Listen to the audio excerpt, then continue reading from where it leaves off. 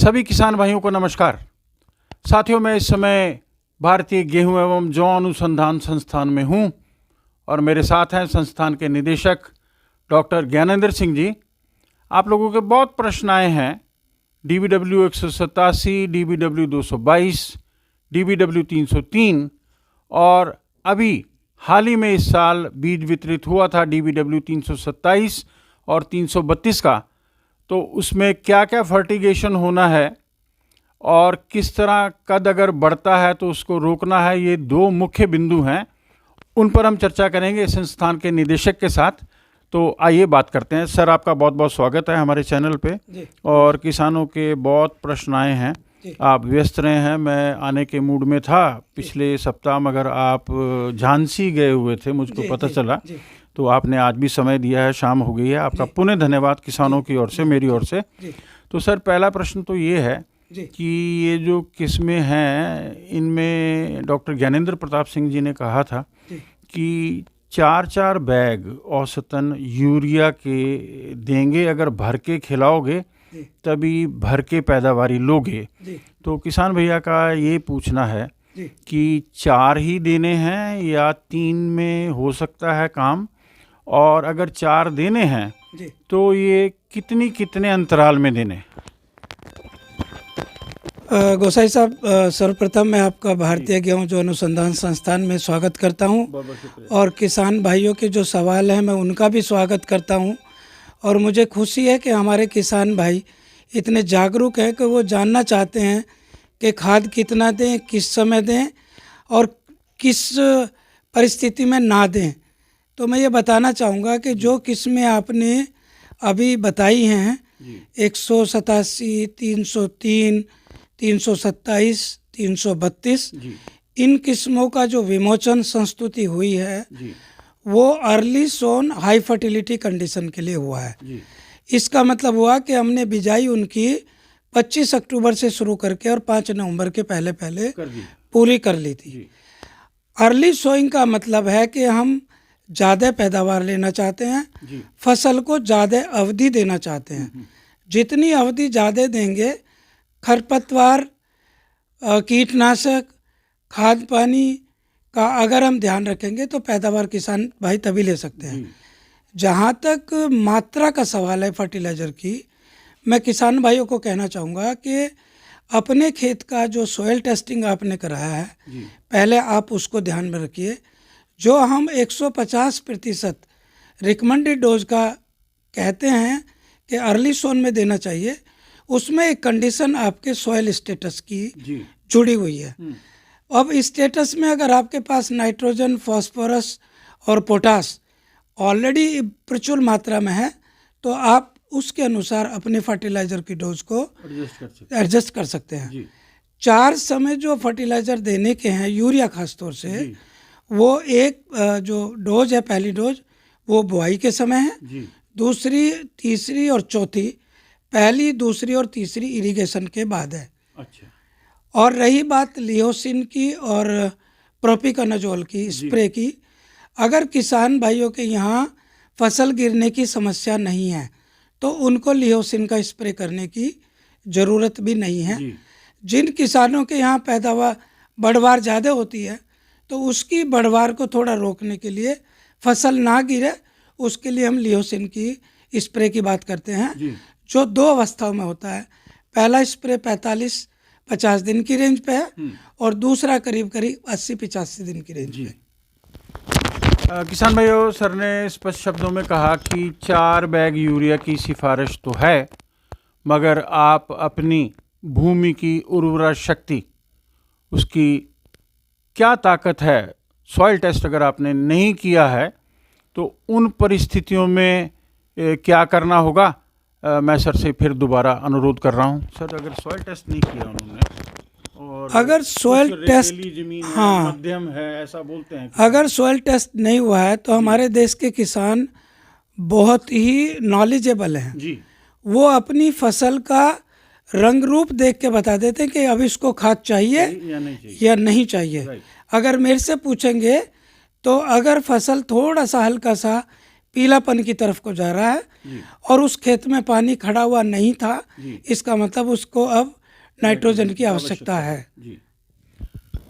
साथियों, आप अपनी बौद्धिकता के अनुसार, इंटेलेक्चुअलिटी के अनुसार डोज वैल्यू जो है फर्टिलाइज़र यूरिया कितना देना है उसको देख लेंगे और 3 से 4 बैग की सिफारिश की तरफ ही आपका झुकाव रहना चाहिए। मगर सर ने बोला कि पहला बैग देना था आपको डीएपी के साथ बुआई के समय, और मुख्यतः हमारे यहाँ 25 किलो के आसपास ही देते हैं पंजाब में, और हरियाणा में ज़्यादा यूरिया देने का रिवाज नहीं है।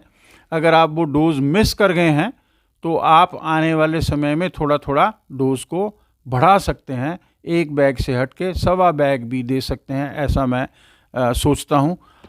सर, आपने अभी बोला कि जो किस्में हैं DBW 187 या 222, इन पर तो काफ़ी रिपोर्ट्स आ गई थी कि 187 कुछ जगह गिरी थी, 222 पंजाब में तो विशेष रूप से नहीं गिरी थी।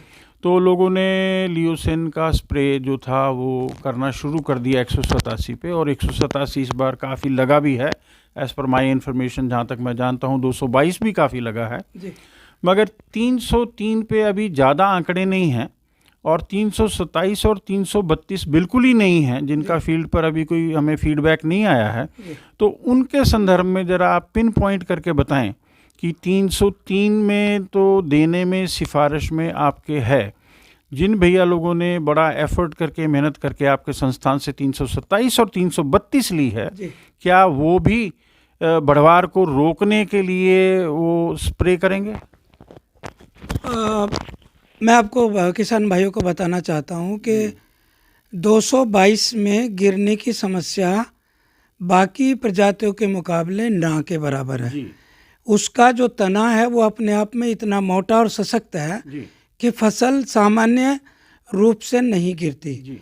अगर किसी किसान के यहाँ पानी ज़्यादा दिन रुक जाए या मिट्टी ज़्यादा चिकनी हो तो उसमें गिरने का थोड़ा सा आशंका रहती है। जहाँ तक सवाल 327 और 332 का है, ये दोनों प्रजातियाँ भी 187 से मिलती जुलती हैं, और इनमें भी लियोसिन और जो फॉलिकर की हम बात कर रहे हैं वो उसी संदर्भ में देखी जानी चाहिए जिसमें 187 को हम देखते हैं। यानी ज़रूरत हो तो स्प्रे करें, और अगर किसान भाइयों को लगता है कि उनकी फसल गिरने वाली नहीं है तो स्प्रे करने की आवश्यकता नहीं है। तो किसान भाइयों, डॉक्टर साहब ने बहुत ही साफ कह दिया है कि जो नई किस्में हैं 327 और 332, उसके बारे में काफ़ी ज़्यादा क्वेरीज थी। तो अगर उनका कद आपको ठीक लग रहा है तो आपको स्प्रे करने की ज़रूरत नहीं है बढ़वार को रोकने के लिए। अगर लग रहा है कि यूरिया देने के बाद शूट कर गई हैं और एकदम से बढ़ रही हैं तो उसमें आप स्प्रे ज़रूर करेंगे। सर, मैं एक और सवाल करके और बंद करता हूं आज के इस कार्यक्रम को। सर, इस बार अभी दिसंबर में वो ठंड देखने को नहीं मिली है जो पिछले कुछ सालों में हुआ करती थी। धुंध नहीं आई है, कुछ मौसम में कोहरा नहीं दिख रहा है।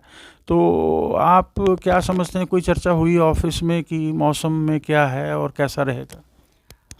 हमारे अपने परीक्षण क्षेत्र में जो हमने ट्रायल्स लगाए हुए हैं जी, हमारी फसल महीने के तारीख को देखते हुए, दिसंबर की आज जो तारीख है 12 तारीख, उसके मुताबिक बिल्कुल बहुत अच्छी और स्वस्थ फसल चल रही है। और हरियाणा, पंजाब में अभी देख रहे हैं हम कि रात का टेम्परेचर काफ़ी डाउन जा चुका है, और गेहूं की फसल के लिए ये बहुत उपयुक्त है, क्योंकि यही समय है जब गेहूं की जो बढ़वार है, जो ग्रोथ है, जो अर्ली विगर है, वो एक्सप्रेस होगी। तो मैं उम्मीद करता हूं कि अभी चूँकि मौसम बहुत अच्छा है, ठंड बनी हुई है, उतनी अभी गर्मी नहीं है। हो सकता है कि पूर्वी भारत में या मध्य भारत में कुछ हिस्सों में थोड़ी गर्मी हो, लेकिन वहाँ की जो हमारी फसलें हैं वो उस गर्मी के प्रतिरोधी हैं। तो मुझे नहीं लगता गेहूं को अभी कोई चुनौती इस समय है।